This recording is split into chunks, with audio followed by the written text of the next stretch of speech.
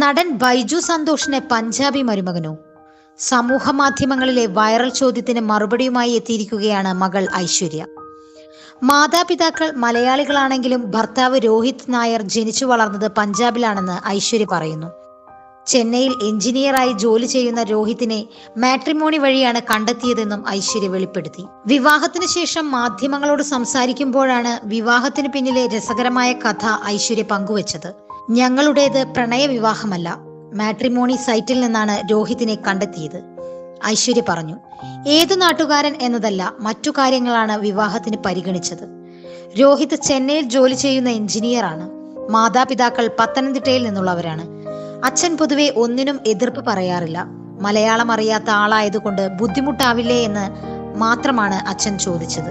പഞ്ചാബിൽ ജനിച്ചു വളർന്നുവെങ്കിലും മലയാളം കേട്ടാൽ മനസ്സിലാകും, ഐശ്വര്യ പറയുന്നു. വിവാഹാലോചന വന്നപ്പോൾ മലയാളത്തിൽ അറിയപ്പെടുന്ന നടന്റെ മകളാണെന്ന് അറിഞ്ഞിരുന്നില്ലെന്ന് രോഹിത് പറയുന്നു.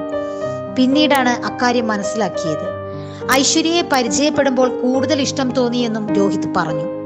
വിവാഹത്തിന് ശേഷം വലിയ പ്ലാനുകളൊന്നും ഉടനില്ലെന്ന് ഐശ്വര്യ.